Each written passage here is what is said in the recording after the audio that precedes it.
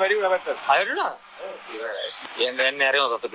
රුපියල් 24ක් දරා ගන්න බැහැ කියලා කෑ ගහන තරම් නම් මෝඩ නේ. මං හිතන්නේ ලංකාවේ ඉන්නේ. මං හිතන්නේ ඒක මාර්ග ප්‍රශ්නයක් නෙවෙයි කියලා. 24 රුපියල් 24ක් දරා ගන්න බැහැ කියලා කෑ ගහන තරම් නම් මෝඩ නේ. මං හිතන්නේ ලංකාවේ ඉන්නේ. මං හිතන්නේ ඒක මාර්ග ප්‍රශ්නයක් නෙවෙයි කියලා.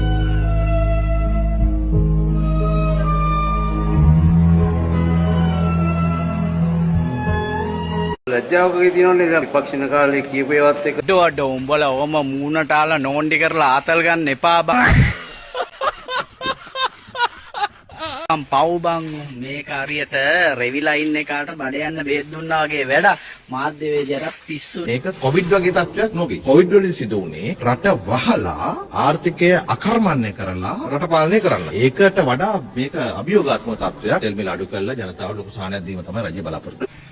කොවිඩ් කේස් එක ඇත්තට ලොකු කේස් එකක් නෙමෙයිලු මේක තමයිලු ලොකුම අරුබුදේ. කාට කියන්නද බං මේවා ගොන්දොස්තර කෙනෙක් කුරාට කමන්නේ ගොන් ටෝක් දෙන්න එපා. ඒක ඔය සෞඛ්‍ය ඇමතිකමටත් හොඳ නැහැ.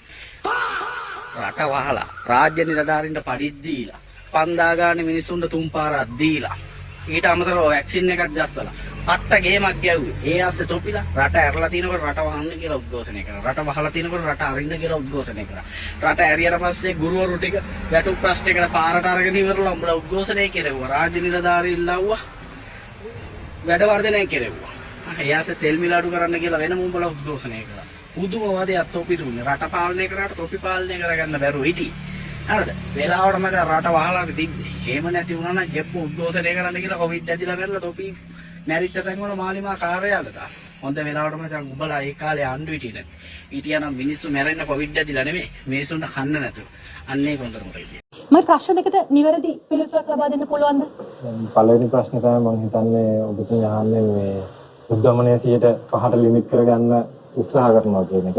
ඉතින් මම හිතන්නේ එතෙන්දී අපි උද්දමනය 107ක් පැනලා යාවි කියන නෑ ඒක තමයි අපි එක්කම මොකක්ද ඒකට ගන්න මෙසේජ් කියන එකනේ. එතකොට පළවෙනි එක තමයි අපි ආණ්ඩුවට එනකොට රින්න උද්දමනයකට වගේ ගිහිල්ලා තිබුණේ. ඒ කියන්නේ අපේ රටට ඒක හොඳ තත්ත්වයක් නෙමෙයි. අපි පරිමම ප්ලෑන් කරා ඒක 105 වගේ ආසන තත්ත්වයකට අරගෙන අපේ උද්දමනය ප්ලෑන් කරගෙන යනවා. මම හිතන්නේ ඒකත් අපි සාර්ථක කරගෙන යන ගමන් තමයි අපිට මේ බාහිර බලපෑමක් ඉදිරි විශේෂයෙන්ම අපේ වැඩ පෙරදිග යුදමය තත්ත්වය ආවේ. එතෙන්දී අපිට සාමාන්‍යයෙන් අපේ සම්පූර්ණ ආර්ථිකයේම විශේෂයෙන්ම ආනයන මත සමහර කරුණු රඳාපවතින විශේෂයෙන්ම අපේ බලශක්ති ක්ෂේත්‍රය වගේ දේවල් එතෙන්දී අපිට සම්කිසි ෂොක් එකක් එනවා. Oh my god! Wow! අනිවාර්යෙන් ඒක පිළිගන්න වෙනවා. ඒක පුළුවන් තරම් පාලනය කර ගැනීම තමයි අපේ ආණ්ඩුවක් වශයෙන් අපේ ආයතන වශයෙන් අපි කරගන්න යන දේවල්. අපි හිතනවා ඒක අපිට ආසන්න වශයෙන් 5කට අඩු වැඩි වශයෙන් ඒක මැනේජ් කරගන්න පුළුවන් වෙයි කියලා. මුතුමගේ දෙවෙනි ප්‍රශ්න තමයි මම හිතන්නේ මුතුම ඇහුවේ අර. නෑ මම මොනවද ඒවට තියෙන සැලැස්ම කියලා. මොකද මිනිස්සු දැනගන්න ඕනේනේ මොකද දැන් ජනතාව දැනගන්න ඕන මේකට මොකක් හරි ප්ලෑන් එකක් තියෙනවා. අපි ඕනම අරුබුදයක් කටගාවට ආවට පස්සේ අපිට විසඳ ගන්න බෑනේ. මේක දුරින් තියෙනකොට මෙන්න මේක තමයි අපි ඉක්මනටම කරන්නේ. ඊට පස්සේ තමයි මැද කාලීන විසඳුම දිගු කාලීන විසඳුම අපි මෙහෙම කරනවා. එහෙම මොනවද ආණ්ඩුවෙන් අපිට එහෙම ප්ලෑන් එකක් තාම එන්නේ නෑනේ නියෝජ්‍යවතුමා. ජනතාව පාර්ශවය පොඩ්ඩක් අප්සෙට් යනවානේ. මොකද්ද වෙන්නේ කියලා දැනගන්නේ නැත්නම් මවුන්ට් ලෙවෙනි අධිකරණයේ හොරු ඔප්පුවාදම 3 දෙනෙක් ඉන්නවා මෙතන හොරු 3 දෙනෙක් දුන්නා විතරයි අත්අඩංගුවට ගන්න කියලා ජජ් මාරු කරා. දැන් ඔන්න කොටුවේ ජජ් මාරු කරන්න කියලා කියනවා. එතන ඉන්න ජජ් ගේන්න කියනවා මෙතෙන්ට. ඔබතුමාලා අධිකරණ කියන්න මම කියන්නම්. ඔයත් කියන්න. ඔයත් කියන්නකෝ. ඔයත් කියන්නේ මම කියන්නම්. හරි ඔය ඉඳ ගන්නකො මම කියන්නම්. ඔය මාරු කාලේ අවසන් වෙන එක කවුරුත් දන්නවා. ඒකයි වට අමාරු. මොකද කරේ නඩුකාරතුමා කිව්වා අත්අඩංගුව ගන්න කියලා මොකද කරේ මාරුණා. ඔය ඉඳ ගන්නකෝ. මම කියන්නම්. නඩුකාරයෝ මාරු කරනවා. දිගින් දිගටම තමන්ට ඕනේ විදිහට සියලු දේ සියඩි හදන්න තමන්ට ඕනේ විදිහට පොලිසිය හදන්න තමන්ට ඕනේ විදිහට අධිකරණය තමන්ට ඕනේ විදිහට ඒ හින්දා මන්ත්‍රීතුමා කාලේ අවසන් කරන්න අවුරුදු එකමාරකයි කාලය තුල කොච්චරද කන්ටේනර් හොරකම ගල් අඟුරු හොරකම බිලියන 13 හොරකම තව බිලියන හොරකම මේ ටික කාලය තුල තව කොච්චර හොරකම් තියනවද ඒ හින්දා සභාපතිතුමා මේ කරන මේ ආණ්ඩුව කරන්නේ හොරු අල්ලන්න කියලා ඇවිල්ලා ලොකුම හොරු ටික මේ ආවේ දැන්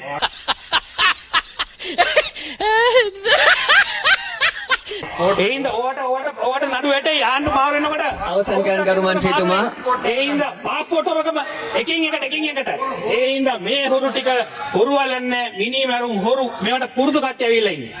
ඔබ මිනිස්සුති ගරු මන්ත්‍රීතුමා ඊළඟට ලක්මාලි හේමචන්ද්‍ර ගරු මන්ත්‍රීතුමිය ඔබතුමියට විනාඩි 7ක කාලයක් තිබෙනවා.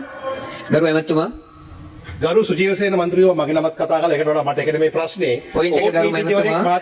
පොයින්ට් මම කියන්නේ මේක අධිකරණයේ ගරු ඇමතුමා point එකක් නෑ. පොයින්ට් එක තමයි අධිකරණයට අපහාස කරන්න හොඳ නෑ මෙතුමා ගරු ඇමතුමා point එක ඔයා කියප එක පුළුවන් ගරු මන්ත්‍රීතුමා කතා කරන්න. ගරු මන්ත්‍රීතුමිය කතා කරන්න. දිගින් දිගටම යන්න එපා. බාධා කරන්න එපා. දිගින් සභාපතිතුමා බොහොම ගරු ස්තුතියි මන්ත්‍රීතුමා. මගේ වෙලාව ලබා දීම සම්බන්ධයෙන්. ගරු මන්ත්‍රීතුමා සභාපතිතුමා ගරු මන්ත්‍රීතුමා point එක.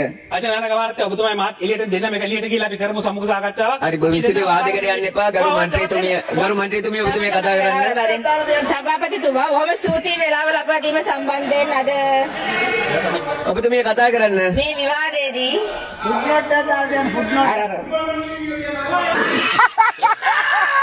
පොලිං වල දුක් විඳින මිනිසුන්ට දෙන්න තියෙන ඩීසල් ටික. මාසෙකට ඩීසල් ලීටර් ලක්ෂ 140ක් අපරාධ පුච්චලා. මේ කරපු වංචාව නිසා.